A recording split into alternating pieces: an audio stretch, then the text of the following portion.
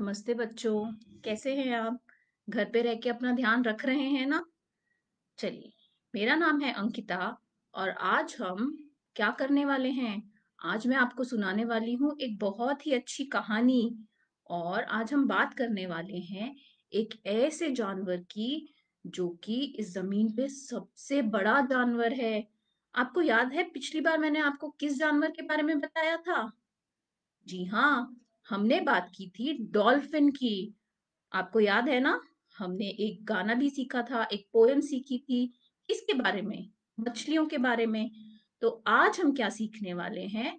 आज हम एक ऐसे जानवर के बारे में बात करने वाले हैं जो कि इस जमीन पे सबसे बड़ा, सबसे विशाल जानवर है। बताओ बताओ कौन सा जानवर है ऐसा?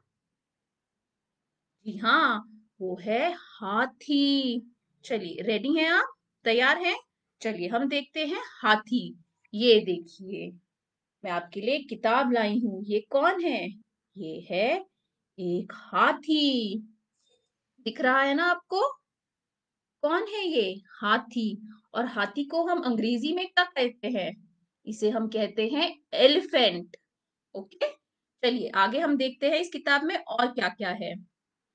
ये देखिए, दिख रहा है आपको? ये देखिए, जैसे कि मैंने आपको बताया, लैंड पे रहने वाला यानी जमीन पे रहने वाला हाथी सबसे बड़ा जानवर है। इससे बड़ा जानवर क्या आपने देखा है? मैंने तो नहीं देखा। तो हाथी जमीन पे रहने वाला सबसे बड़ा जानवर है। ये देखिए, क्या आपने कभी हाथी को देखा है? हाथी कौन से रंग का होता है? हाथी होता है ग्रे रंग का। ग्रे यानी स्लेटी रंग। ये देखिए कितना बड़ा है ये हाथी। दिख रहा है आपको? कितना बड़ा है ये हाथी। उसके कान कैसे हैं? हमारे जैसे छोटे छोटे? ही, एकदम बड़े बड़े कान हैं उसके। और कैसा है वो? कितना बड़ा विशाल। देखिए, कैसे पेड़ की तरह विशाल है वो, है ना? और कौन से रंग का है? स्लेटी यानी कि ग्रे। बड़े बड़े कान, बड़ी बड़ी आंखें और एक बड़ी सूंड। सूंड क्या होती है? सूंड हाथियों की नाक होती है। क्या हमारे जैसी छोटी सी नाक है उसकी? नहीं, देखिए कितनी बड़ी सूंड है, कितने बड़े कान, कितनी बड़ी आंखें, लेकिन फिर भी बहुत ही सुंदर दिखता है। उसके पैर कैसे हैं बच्चों? छोटे से? नहीं, उसके चार बड़े बड़े पैर होते हैं। और इन पैरों से वो कैसे चलता है? थम थम थम थम, ऐसे चलता है। ठीक है, आगे चले। अब हम देखेंगे कि वो अपनी सूंड और कानों का कैसे इस्तेमाल करता है। ये देखिए, दिख रहा है आपको? ये देखिए, यहाँ पे एक बच्चा है, अ, एक उसका फ्रेंड है। वो लोग कैसे खेल रहे हैं पानी में। हाथियों को पानी में खेलना बहुत पसंद होता है। उनका सबसे पसंदीदा खेल है पानी में खेलना। वो अपनी सूंड में ढेर सारा पानी भरते हैं और जैसे हम होली पे पिचकारियों से खेलते हैं, उसी तरह अपनी सूंड में पानी भरकर वो ऐसी पिचकारी की तरह उड़ाते हैं और एक दूसरे के साथ खेलते हैं। उन्हें अपनी सूंड में पानी भर के खेलना बहुत पसंद होता है बच्चों। और क्या आपको पता है, उनकी सूंड इतनी शक्तिशाली होती है कि वो अपनी सूंड से बड़े बड़े पेड़ भी उठा सकते हैं, बड़ी बड़ी चीजें उठा सकते हैं। और उनके बड़े बड़े कानों का क्या इस्तेमाल करते हैं वो? जंगल में क्या फैन होते हैं, पंखे होते हैं? नहीं। तो जब बहुत ही गर्मी होती है, हाथी क्या करते हैं? हाथी अपने बड़े बड़े कानों को, जब लाइट नहीं रहती हम कैसे अपने आप को पंखा करते हैं, कभी न्यूज़पेपर से, कभी किसी किताब से, है कि नहीं? ठीक उसी तरह हाथी क्या करते हैं अपने बड़े बड़े कानों से? उनको हिला हिला के ऐसे ऐसे ऐसे ऐसे खुद को हवा देते हैं और ठंडा रखते हैं। ऐसे वो अपनी सूंड और अपने बड़े-बड़े कानों का इस्तेमाल करते हैं। और क्या आपने देखा है ये क्या है? उनके ये ये उनके दांत हैं, इन्हें कहते हैं हाथी दांत। लेकिन इससे वो खाना नहीं खाते हैं बच्चों। ये खाना खाने के दांत नहीं है उनके। इनसे वो क्या करते हैं? अगर कोई जानवर या इंसान उनको हानि पहुंचाने आता है, उनको परेशान करने आता है, तो वो इनसे अपनी रक्षा करते हैं। इनसे वो रक्षा करते हैं अपनी। इससे वो खुदाई भी कर सकते हैं। हाथी के ये वाले दांत बहुत ही शक्तिशाली होते हैं। ओके, चलिए आगे देखते हैं हम और क्या है इस किताब में। ये देखिए, जैसा कि मैंने आपको बताया, हाथी के दो दांत होते हैं। उनको क्या कहते हैं? टस्क। इन दांतों को कहते हैं टस्क, और ये वो खाने के लिए नहीं यूज करते। हाथी दांत जो होते हैं वो उन्हें सिर्फ अपने आप अपनी रक्षा करने के लिए और भारी चीजें उठाने के लिए यूज करते हैं, इस्तेमाल करते हैं। ये देखिए कैसे बड़ी बड़ी लॉग्स उठा रहे हैं, बड़े बड़े पेड़ उठा रहे हैं वो। दिख रहा है आपको?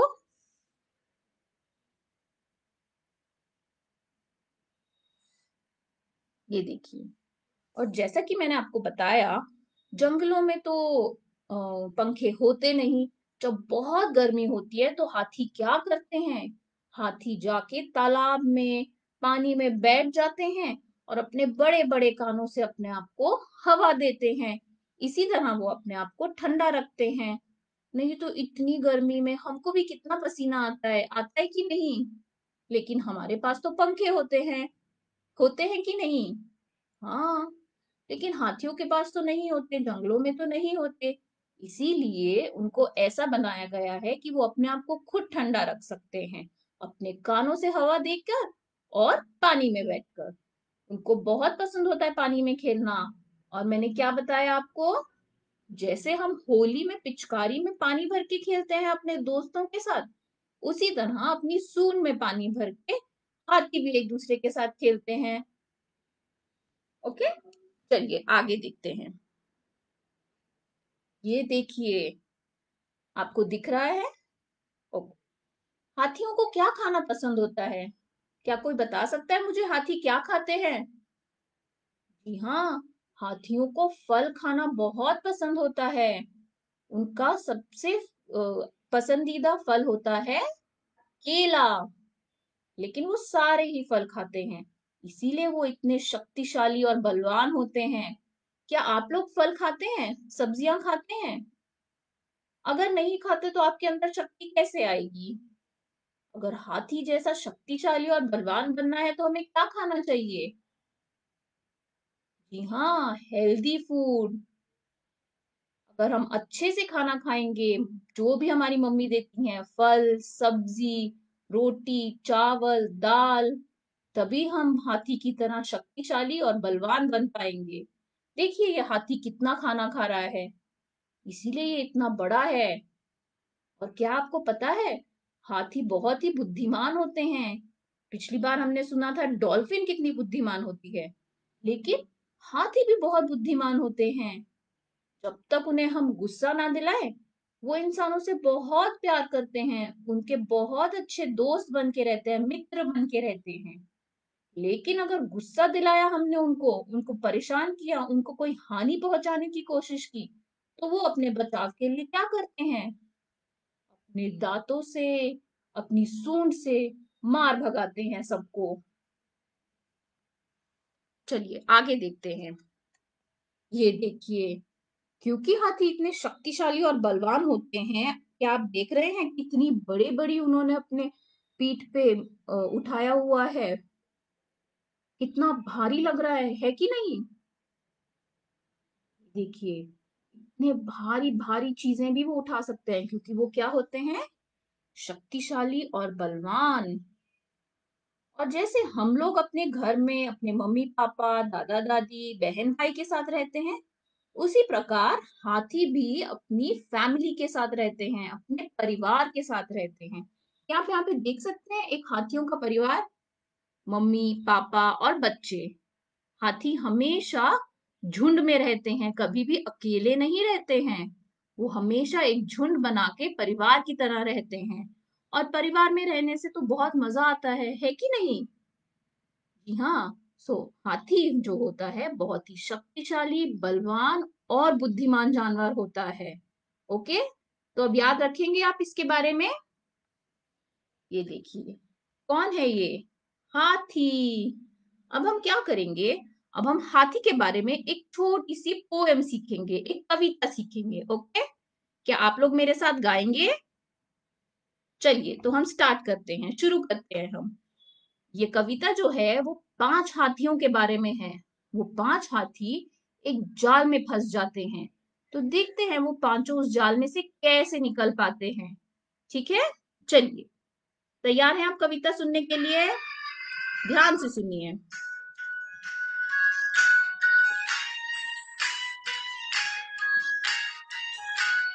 एक मोटा हाथी झूम के चला, मकड़ी के जाल में जाके वो फंसा। जाल को देखा, देख के डरा, दूसरे हाथी को इशारे से बुलाया, इधर आ, इधर आ, इधर आ। हाँ। दो मोटे हाथी झूम के चले, मकड़ी की जाल में जाके वो फंसे। जाल को देखा, देख के डरे, तीसरे हाथी को इशारे से बुलाया, इधर आ, इधर आ, इधर आ। हाँ। मोटे हाथी झूम के चले, मकड़ी के जाल में जाके वो फंसे। जाल को देखा, देख के डरे, छोटे हाथी को इशारे से बुलाया, इधर आ, इधर आ, इधर आ। हाँ। चार मोटे हाथी झूम के चले, मकड़ी की जाल में जाके वो फंसे। जाल को देखा, देख के डरे, पांचवे हाथी को इशारे से बुलाया, इधर आ, इधर आ, इधर आ। हाँ।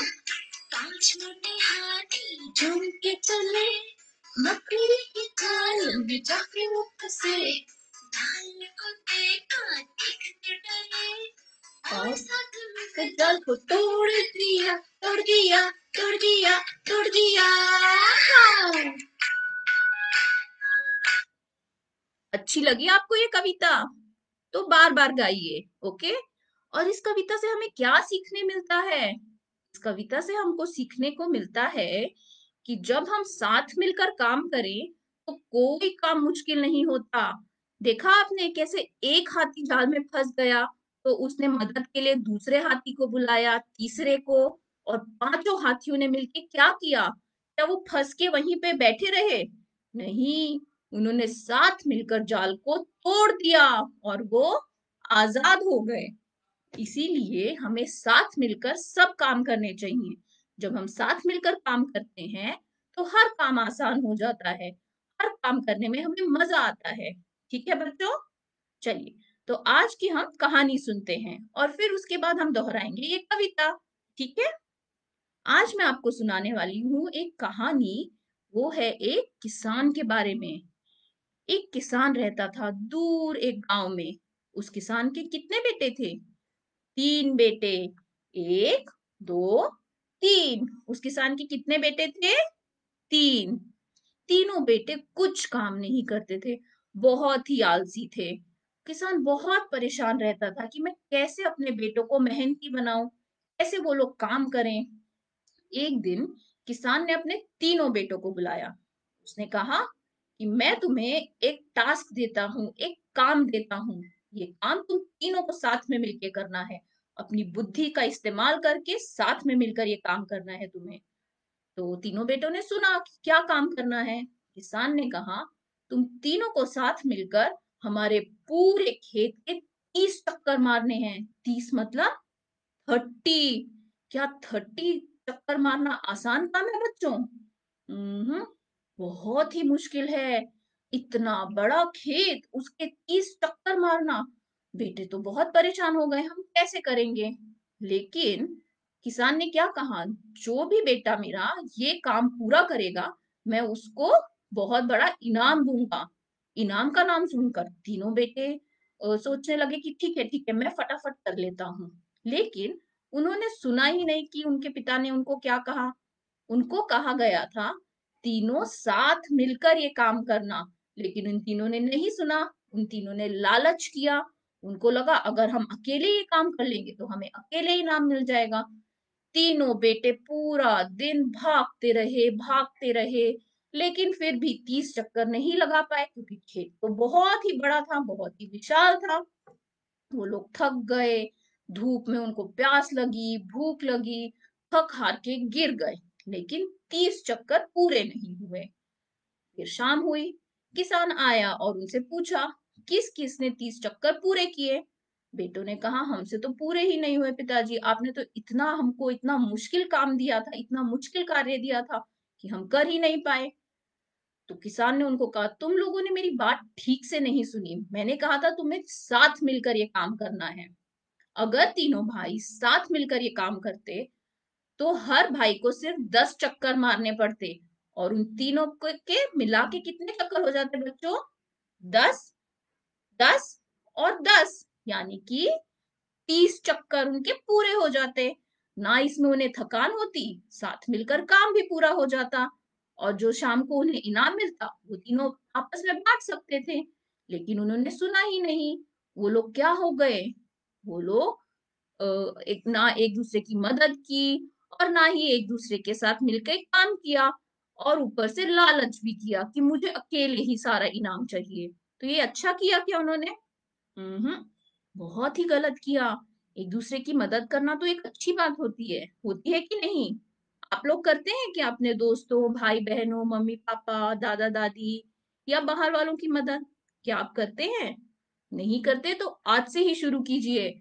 बहुत अच्छा लगता है हम किसी की मदद करते हैं तो वो हमें बहुत प्यार करते हैं और बहुत आशीर्वाद देते हैं। ओके, चलिए आगे देखते हैं क्या हुआ। तो उस दिन तो उनका कुछ काम पूरा नहीं हुआ, ना इनाम मिला, और ऊपर से थक बहुत गए। घर जाके तीनों बेटे मजे से सो गए। बहुत परेशान हो गया किसान की अब मैं क्या करूं, मेरे बेटे तो कुछ सीख ही नहीं रहे हैं। उसने एक और तरकीब लगाई, एक और आइडिया सोचा। उसने सोचा कल मैं इन्हें एक और काम दूंगा, एक और कार्य दूंगा, और मैं देखता हूँ कि आज के कार्य से ये क्या सीखे हैं। हो सकता है कल वो अच्छा परफॉर्म करें, अच्छे से काम करें। अगले दिन उसने वापस से उनको बुलाया और कहा आज तुम तीनों को मिलकर हमारी जो गाय भैंसे हैं उनका ध्यान रखना है। उनको नहलाना है, खिलाना है, पिलाना है, और अच्छे से उनका ध्यान रखना है, तभी वो हमें अच्छा दूध देंगी। तीनों सोचने लग गए, बोले ठीक है कर लेंगे। किसान के पास कितनी गायें और भैंसें थी? पूरी 30। 10, 10 और 10 यानी कि 30। तो 30 गाय भैंसें और 3 भाई। वापस से उन्होंने ये नहीं सोचा कि हम मिलके काम करें। क्या किया उन्होंने? कब किसी गाय को डबल खाना खिला दिया, 2 बार खाना खिला दिया, किसी गाय को खिलाया ही नहीं, किसी को 2 बार नहला दिया, किसी को नहलाया ही नहीं, किसी का बार-बार दूध निकालते रहे, किसी का नहीं निकाला। गायें भी बहुत परेशान कि अरे ये क्या हो रहा है आज हमारे साथ। गायें भी बहुत परेशान हो गईं, भैंसें भी बहुत परेशान हो गईं, और वो लोग भी परेशान होके थक हार के सो गईं। तो क्या किया इन तीनों ने? अच्छे से ध्यान नहीं रखा गाय भैंसों का। शाम हुई, तीनों बहुत थके हुए, गाय भैंसे भी थकी हुई। किसान आया, उसने ये हाल देखा, वो बहुत परेशान हो गया कि मेरे बेटे तो कुछ काम ढंग से नहीं कर पाते, और ऊपर से मेरी गाय भैंसे भी आज कितनी परेशान हुई। वो बहुत दुखी हो गया। उसने तीनों बेटों को कहा कि यदि अगर तुम तीनों मिलके इन भैंसों को 10-10 में बांट लेते और इनका ध्यान रखते, तो ना गाय भैंसे परेशान होती ना तुम परेशान होते। तुमने वापस से गलत किया। तुमने एक दूसरे का साथ नहीं दिया, ना अपनी बुद्धि का इस्तेमाल किया, और साथ मिलके काम नहीं किया। तो आज का कार्य भी तुम फेल हो गए, तुम हार गए, तुम्हें कोई इनाम नहीं मिलेगा। जाओ घर और सो जाओ। वो बहुत परेशान हो गया, दुखी हो गया, और उसे गुस्सा भी आया क्योंकि वो इतने बार अपने बच्चों को सिखाने की कोशिश करा, लेकिन बच्चे हैं कि सीख रहे ही नहीं। तीसरे दिन उसने क्या किया? किसान ने अपने बेटों को फिर से बुलाया और क्या कहा? उन सबको एक एक लकड़ी दी, लकड़ी यानी स्टिक, एक एक स्टिक दी, और कहा उसे तोड़ दो। एक स्टिक दी, तो उन लोगों ने आराम से तोड़ दी। फिर उसने उनके हाथ में 2 स्टिक्स दी साथ में और कहा इन दोनों स्टिक्स को साथ में पकड़ के तोड़ो। वो भी तोड़ दी उन्होंने आसानी से। फिर उसने 3 स्टिक्स दी उनके हाथ में और बोला तीनों को साथ में पकड़ के तोड़ो। 3 स्टिक्स उन्होंने पकड़ी, थोड़ा मुश्किल हुआ लेकिन वो भी टूट गई। फिर उसने उनको एक स्टिक्स का बंडल दिया, स्टिक्स यानी लकड़ियां, बंडल यानी साथ में बंधी हुई लकड़ियां। साथ में बंधी हुई काफी लकड़ियां थी। उसमें कितनी लकड़ियां थी? कम से कम 15 या 20 लकड़ियां थी। उन लोगों ने वो पकड़ा, तोड़ने की कोशिश करते रहे, करते रहे, करते रहे, लेकिन उनके हाथ से वो नहीं टूटी। क्यों नहीं टूटी बच्चों, क्या आप बता सकते हैं? जब हम ज्यादा लकड़ियां साथ में रख के उन्हें बांध देते हैं तो वो क्या बन जाती हैं? पावरफुल, शक्तिशाली। तभी बच्चों उन लोगों को समझ आया, किसान के बेटों को, कि यदि हम साथ में मिलके काम करते हैं तो हम बहुत ही शक्तिशाली और पावरफुल बन जाते हैं। तभी हम काम अच्छे से कर पाते हैं अपनी बुद्धि का इस्तेमाल करके। क्या हमें बुद्धि का इस्तेमाल नहीं करना चाहिए काम करने में? जब हम पढ़ाई करते हैं क्या हमें सिर्फ सुनना चाहिए टीचर क्या बोल रही है? नहीं, हमें अपनी बुद्धि का इस्तेमाल करके समझना भी चाहिए कि टीचर क्या बोल रही है। अगर कुछ सवाल हो तो वो भी पूछने चाहिए। ओके, हमको हमेशा अपनी बुद्धि का इस्तेमाल करना चाहिए और हमेशा एक दूसरे के साथ मिलके एक दूसरे की तकलीफ जान